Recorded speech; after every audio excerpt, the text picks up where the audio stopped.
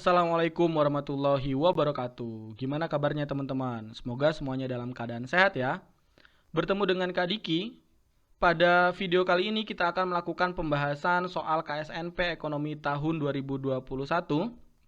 Untuk teman-teman pejuang OSN, silakan simak dengan baik ya. Jangan lupa share dan subscribe channel Ayo Kita Belajar, oke?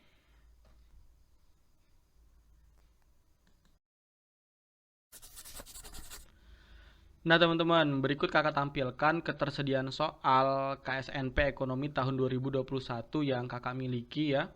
Ada banyak ya teman-teman, ada pilihan ganda bagian 1, pilihan ganda bagian 2, isian singkat, esai begitu teman-teman. Dari soal yang ada, yang berwarna hijau ini teman-teman, ini adalah soal-soal yang kakak sudah miliki. Dan yang masih berwarna merah ini adalah soal-soal yang kakak belum punya teman-teman. Nah, untuk teman-teman yang mungkin koleksi soal KSNP Ekonomi tahun 2021-nya sudah lengkap, boleh nih kasih informasi ke kakak di share link Google Drive-nya mungkin. Bisa teman-teman tuliskan di kolom komentar ya. Nanti insya Allah ketika udah lengkap, kakak akan lakukan pembahasan untuk soal-soal yang masih berwarna merah ini teman-teman. Oke, semangat untuk kita semuanya.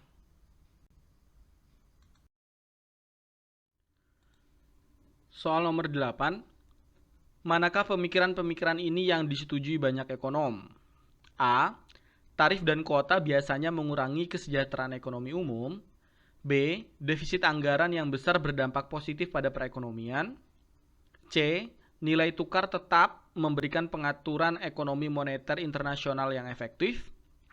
D. Upah minimum menurunkan pengangguran di antara para pekerja muda dan tidak terlatih. Atau E. Bantuan secara tunai menurunkan kesejahteraan penerima lebih besar daripada bantuan dalam bentuk barang. Nah teman-teman, soal nomor 8 ini menanyakan kepada kita mana pernyataan-pernyataan yang umumnya para ekonom setuju begitu teman-teman. Kalau kita cek ini ada pernyataan yang lemah begitu teman-teman, seperti pernyataan yang B teman-teman. Di sini dikatakan defisit anggaran yang besar berdampak positif pada perekonomian ya. Defisit anggaran adalah suatu kebijakan perekonomian di mana pemerintahnya begitu menerapkan APBN yang lebih banyak belanjanya daripada penerimaannya teman-teman. Apakah selalu berdampak positif? Ya tentu saja salah ya. Kebijakan anggaran itu ada yang sifatnya ekspansif dengan cara menerapkan belanja yang lebih besar, dan ada juga yang kontraktif dengan cara menerapkan penerimaan yang lebih besar daripada belanjanya. Dan sifat kebijakan ini baik ekspansif dan kontraktif harus dilakukan secara berganti-gantian sesuai dengan perekonomian begitu ya teman-teman. Karena kan perekonomian itu tidak selalu stagnan begitu ya. Ada kalanya perekonomian mengalami resesi begitu, ada kalanya perekonomian mengalami recovery begitu, maka harus disesuaikan begitu. Jadi tidak benar kalau dikatakan defisit anggaran ini berdampak positif bagi perekonomian begitu. Yang C juga teman-teman ini punya kelemahan begitu ya. Dikatakan bahwa nilai tukar tetap memberikan pengaturan ekonomi moneter internasional yang efektif ya. Nilai tukar tetap ini artinya kebijakan kurs di mana fluktuasi nilai kurs itu ditetapkan oleh pemerintah. Katanya kalau kebijakan kurs ditetapkan oleh pemerintah memberikan pengaturan ekonomi internasional yang efektif. Nah ini juga belum tentu begitu ya. Bahkan salah satu kelemahan dari sistem kurs tetap yang ditentukan oleh pemerintah adalah pemerintah harus punya cadangan kas yang cukup besar begitu, sehingga kalimat yang C ini juga rasanya kurang tepat. Selanjutnya yang D ini juga bermasalah ya pernyataan ini teman-teman. Dikatakan bahwa upah minimum menurunkan pengangguran begitu teman-teman. Ini juga belum tentu begitu ya. Karena ketika pemerintah menerapkan upah minimum yang tidak mempertimbangkan kesanggupan para pemberi kerja, ini justru akan membuat para pemberi kerja merasa keberatan begitu teman-teman. Jadi yang diharapkan menaikkan kesejahteraan para pekerja begitu, atau membuat para penganggur tertarik untuk bekerja karena upah minimumnya naik, justru kontraproduktif. Kenapa? Karena upah minimum yang diberikan tidak dihitung dengan benar sehingga memberatkan pekerja. Jadi justru bisa-bisa kalau ini tidak dihitung dengan tepat, kesempatan kerja yang diharapkan naik justru kontraproduktif, turun begitu teman-teman. Yang E juga ini pernyataannya rasanya bermasalah ya teman-teman, disampaikan bahwa bantuan secara tunai menurunkan kesejahteraan penerima lebih besar daripada bantuan dalam bentuk barang begitu teman-teman. Ini juga kasusnya tergantung kondisi di lapangan begitu ya teman-teman. Di kondisi tertentu mungkin bantuan secara tunai itu lebih efektif, dan di kondisi yang lain bantuan dalam bentuk barang ini juga lebih baik begitu teman-teman. Jadi tergantung kondisi di lapangan ya. Tersisa kalimat yang A begitu ya teman-teman, yaitu tarif dan kuota biasanya mengurangi kesejahteraan ekonomi umum ya. Dan kalau berdasarkan pendapat kakak sendiri, jawabannya adalah yang A ya. Ya kenapa? Karena kalau teman-teman bisa lihat di kurva ini teman-teman, tergambarkan dari kebijakan tarif, yaitu penurunan penawaran begitu ya teman-teman, dari S1 ke S2 begitu teman-teman, sehingga kurva penawaran bergeser ke kiri. Kalian lihat ada wilayah yang berwarna abu-abu nih teman-teman ya. Warna biru menunjukkan surplus konsumen dan surplus produsen. Warna kuning menunjukkan pajak yang diterima oleh pemerintah, dan warna abu-abu ini menunjukkan wilayah dead weight loss ya, atau kesejahteraan ekonomi yang hilang begitu teman-teman. Dead weight loss adalah hilangnya surplus produsen atau konsumen karena pasar berada pada kondisi disequilibrium.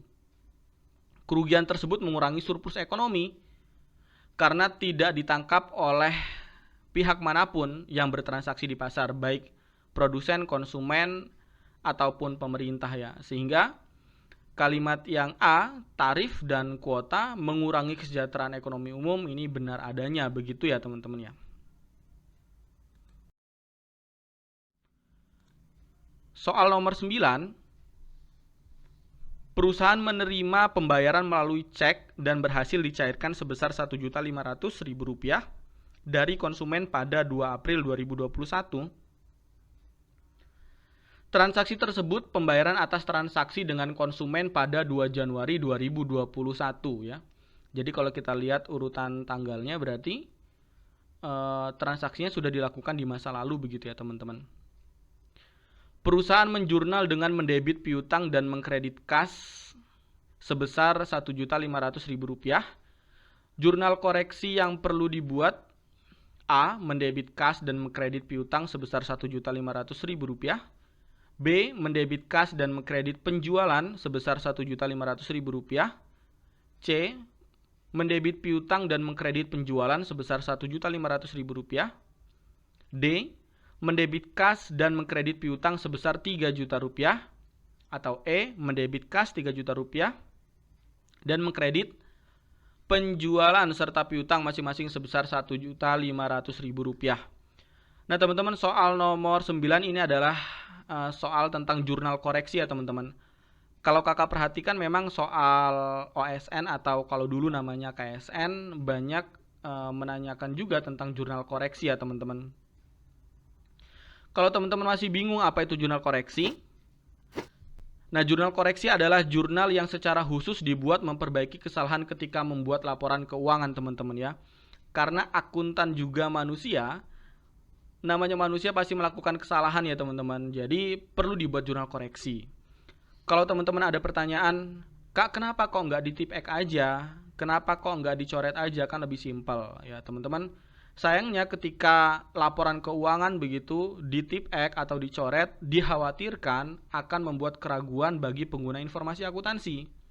Jadi prosedur yang benar adalah dibuat jurnal koreksi teman-teman ketika membuat suatu kesalahan.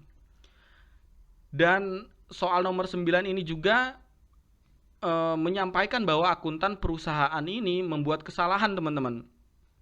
Kesalahannya apa? Bisa kalian lihat. Soal nomor 9 ini kan menjelaskan bahwa perusahaan menerima pembayaran atas pekerjaan yang sebenarnya sudah dilakukan di bulan-bulan sebelumnya ya, di 2 Januari 2021. Artinya, perusahaan menerima kas dan perusahaan mengurangi piutang begitu karena konsumen telah melakukan kewajibannya begitu teman-teman. Nah, kalau dilihat di sini justru dicatat dengan cara mendebit piutang. Kalau piutang didebit itu artinya perusahaan mengakui penambahan piutang. Dan mengkredit kas, kalau kas dikredit itu perusahaan mengakui bahwa kas perusahaan berkurang begitu. Nah, ini kesalahannya teman-teman. Bagaimana mungkin perusahaan menerima uang sebesar 1.500.000 tapi mengakui kas perusahaan berkurang? Jadi ini kan kesalahan ya begitu teman-teman. Nah, teman-teman, untuk teman-teman bisa mengerjakan jurnal koreksi dengan baik, teman-teman harus banget nih tahu ketentuan saldo normal. Berikut kakak tampilkan teman-teman. Ketentuan saldo normal ini menjadi panduan teman-teman untuk mendebit dan mengkredit akun. Jadi ini harus banget teman-teman tahu. Kalau teman-teman masih bingung, kenapa didebit, kenapa dikredit, ini susah banget mengerjakan jurnal koreksi ya. Untuk akun harta, ketika bertambah itu didebit, kalau berkurang itu dikredit. Nah, harta ini juga banyak macamnya teman-teman. Harta perusahaan itu ada harta lancar, ada harta tetap. Harta lancar antara lain terdiri dari kas, piutang, beban dibayar di muka, perlengkapan, dan seterusnya. Harta tetap berupa mesin, gedung, peralatan, dan seterusnya. Banyak banget nih teman-teman. Nah, akun-akun yang barusan kakak sebutkan tadi, kalau bertambah di debit, kalau berkurang di kredit, itu untuk harta. Untuk utang, kalau bertambah di kredit, berkurang di debit. Modal, bertambah di kredit, berkurang di debit. Pendapatan, bertambah di kredit, berkurang di debit. Dan beban, bertambah di debit, berkurang di kredit teman-teman. Seperti yang kakak sampaikan tadi, kesalahan akuntan perusahaan ini adalah dengan cara mendebit piutang, artinya perusahaan mengakui bahwa piutang perusahaan bertambah. Dan mengkredit kas, perusahaan mengakui bahwa kas perusahaan berkurang. Nah, ini salah ya teman-teman. Karena seharusnya dilakukan oleh perusahaan adalah mendebit kas dan mengkredit piutang. Seharusnya akuntan perusahaan mengakui adanya penambahan kas dengan cara mendebit kas ya. Karena konsumen menunaikan pembayarannya, jadi kas perusahaan bertambah. Dan piutang harusnya dikredit karena piutang berkurang. Kenapa? Karena konsumen telah menunaikan kewajibannya, sehingga piutang perusahaan terhadap konsumen berkurang, nilainya 1.500.000. Ya artinya, kesalahan yang dilakukan oleh akuntan adalah posisi debit dan kreditnya salah teman-teman ya. Maka ini perlu dibuat jurnal koreksi. Yaitu dengan cara bagaimana? Dengan cara mendebit kas dan mengkredit piutang nilainya 3 juta rupiah. Kenapa 3 juta rupiah? Ya, penjelasannya gini teman-teman. 1.500.000-nya untuk mengembalikan akun kas yang awalnya oleh perusahaan, awalnya oleh akuntan perusahaan dikatakan berkurang teman-teman. Ketika perusahaan mengkredit kas, ini kan menganggap adanya kas keluar 1.500.000. Jadi harus dimasukkan kembali ke catatan perusahaan dengan cara 1.500.000 didebitkan begitu. Itu 1.500.000 yang pertama tuh. 1.500.000 yang kedua adalah untuk mencatat yang seharusnya dilakukan oleh perusahaan, yaitu 1.500.000 untuk kas di debit. Jadi totalnya 3 juta rupiah teman-teman. Begitu juga untuk piutang. Kesalahan akuntan perusahaan adalah dengan mendebit piutang. Jadi perusahaan mengakui adanya piutang perusahaan bertambah 1.500.000. Jadi perlu dikreditkan 1.500.000 ditambah 1.500.000 berikutnya untuk mencatat apa yang seharusnya dilakukan. Sehingga nominal yang didebit dan dikredit adalah masing-masing 3 juta rupiah begitu teman-teman. Untuk jawaban nomor 9, Jawabannya adalah D, mendebit kas dan mengkredit piutang sebesar 3 juta rupiah. Untuk teman-teman yang ngerasa butuh pembahasan lebih detail tentang jurnal koreksi, teman-teman boleh kasih pendapatnya di kolom komentar ya. Nanti kalau teman-teman banyak yang kasih komen, mudah-mudahan kakak bisa buat pembahasan khusus tentang jurnal koreksi, oke? Yeay! Oke teman-teman, demikian video pembahasan soal dari kakak. Sampai ketemu di video-video selanjutnya. Kalau teman-teman ada pertanyaan, silakan dituliskan di kolom komentar ya. Semangat untuk kalian semua menghadapi OSN ya. Terima kasih. Wassalamualaikum warahmatullahi wabarakatuh.